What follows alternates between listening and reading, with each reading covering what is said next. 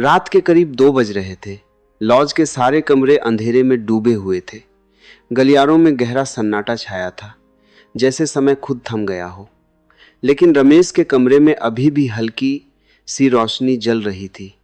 वह बेड पर किताब खोलकर बैठा था, लेकिन नजरें किताब पर नहीं, मोबाइल स्क्रीन पर टिकी थी। नीली रोशनी उसके चेहरे पर पड़ रही थी। वह अपनी गर्लफ्रेंड से चैट कर रहा था।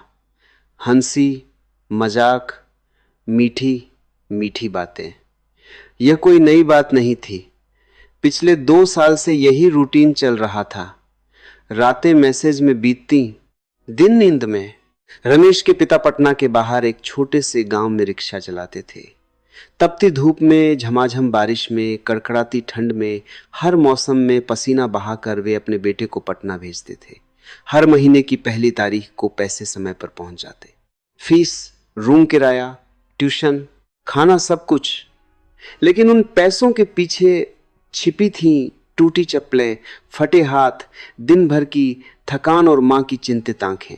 रमेश यह सब जानता था, पर महसूस नहीं करता था। उसके लिए जीवन बस चैट, दोस्तों की महफिल और सपनों की बातें था। एक रात अचानक मां का फोन आया। आवाज कांप रही थी, बेटा, तुम्हारे पिताजी की तबीयत बहुत खराब है, जल्दी घर आ जाओ। रमेश के हाथ कांप गए।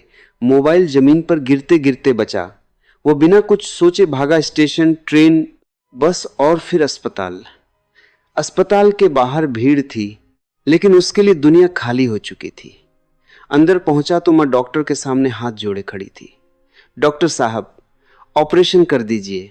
मैं 5 लाख नहीं 10 लाख दूंगी, बस थोड़ा वक्त दे दीजिए। अभी पैसे नहीं हैं, मैं रिक्शा चालक की पत्नी हूं। डॉक्टर की आवाज ठंडी थी। पहले एडवांस पेमेंट, तभी ऑपरेशन शुरू होगा। हर शब्द रमेश के सीने पर हथौड़े की तरह पड़ा। मां गांव गांव मदद मांगती रही, हर दरवाजे पर गई, लेकिन बहाने ही बहाने मिले। और उसी अस्पताल की ठंडी दीवारों के बीच पैसों की कमी ने रमेश के पिता को छीन लिया। रमेश चीख उठा, मां, यह सब मेरी वजह से हुआ। अगर मैं पढ़ाई करता, अगर मैं काबिल होता, अगर मेरे पास नौकरी होती तो पिताजी आज जिंदा होते। उसकी आंखों से आंसू थम नहीं रहे थे। उसे हर वो रात याद आई जब वह पढ़ सकता था लेकिन चैट में खोया रहा। हर वो घंटा जब मेहनत कर सकता था लेकिन मोबाइल में डूबा रहा। उसे एहसास हुआ, गरीबी इंसान को नहीं मारती, लापरवाही मारती है। पिता के शांत चेहरे पर वही थकान थी, लेकिन अब कोई शिकायत नहीं। रमेश समझ गया, जिंदगी इंतजार नहीं करती, समय किसी के लिए नहीं रुकता। उस रात उसने पहली बार जिम्मेदारी का दर्द महसूस किया। अस्पताल की ठंडी फर्श पर बैठा रमेश अब वही लड़का नहीं रहा। उसके अंदर कुछ टूट चुका था, और उसी टूटने से एक नई आग जन्म ले चुकी थी। जिम्मेदारी की आग, बदलाव की आग, कुछ बनकर दिखाने की आग। पटना लौटते ही वही कमरा, वही बेड, वही टेबल उसका इंतजार कर रहे थे। लेकिन रमेश बदल चुका था।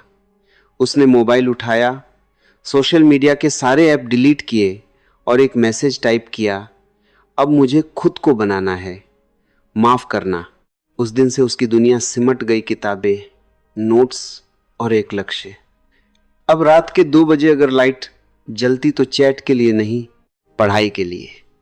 सुबह 4 बजे अलार्म बजता और वह बिना स्नूज किए उठ जाता। हर पसीने की बूंद में पिता का चेहरा दिखता, हर थकान में मां के कांपते हाथ याद आते। कई बार दिमाग जवाब दे जाता, किताबें खुली रहती और आंखें भर आती। लेकिन इस बार उसने खुद से वादा किया था, अब हार नहीं मानूंगा। दोस्त मजाक उड़ाते, इतना पढ़कर क्या कलेक्टर बन जाएगा। रमेश बस मुस्कुरा देता। पैसों की कमी अभी भी थी। मां ने खेत गिरवी रख दिया ताकि तैयारी जारी रहे। यह जानकर रमेश की रगों में और खून दौड़ा। दिन में लाइब्रेरी, रात में नोट्स, हर खर्च कम से कम, फालतू आदतें छोड़ दी। 1 साल, 2 साल संघर्ष आसान नहीं था। पहला एग्जाम फेल, दिल टूटा, लेकिन बिखरा नहीं। खुद से कहा, कमजोर तू नहीं, तेरा फैसला था। दूसरी बार और मेहनत, गलतियां सुधारी, डर हराया। और फिर वह दिन आया, रिजल्ट। रमेश का नाम लिस्ट में। आंखों में आंसू थे, लेकिन इस बार गर्व के। सबसे पहले मां को फोन। मां हो गया। मां रो पड़ी। रमेश ने आसमान की तरफ देखा और धीरे से कहा, पिताजी, मैंने देर की, लेकिन अब रुकूंगा नहीं। दोस्तों, जिंदगी हर दिन मौका देती है। या तो हालात को दोष दो या उन्हें बदलने की ठान लो। दुनिया आपकी मेहनत का रिजल्ट देखती है, दुख नहीं। अगर तैरना सीखना है तो पानी में उतरना पड़ेगा। किनारे बैठकर कोई गोताखोर नहीं बनता। रास्ते कभी खत्म नहीं होते, हिम्मत खत्म हो जाती है। समय तेज भाग रहा है, हर दिन आपकी जिंदगी का हिस्सा लेकर जा रहा है। इसलिए आज फैसला करो, रोना बंद, बहाने बंद, मोबाइल की बर्बादी बंद। अपने सपनों के लिए इतना ईमानदार बनो कि असफलता भी सोचे इससे टकराना सही नहीं। आपका जन्म आपके हाथ में नहीं था, मौत भी नहीं होगी, लेकिन बीच का सफर पूरी तरह आपके फैसलों पर है। अपनी मजबूरियों को सीढ़ी बनाओ, तकलीफों को ताकत, संघर्ष को इतना महान बनाओ कि एक दिन लोग आपकी कहानी सुनकर खड़े हो जाएं। क्योंकि पहचान मांगने से नहीं, बनाने से मिलती है। अगर यह कहानी छू गई तो खुद से वादा कर लो, आज से बदलाव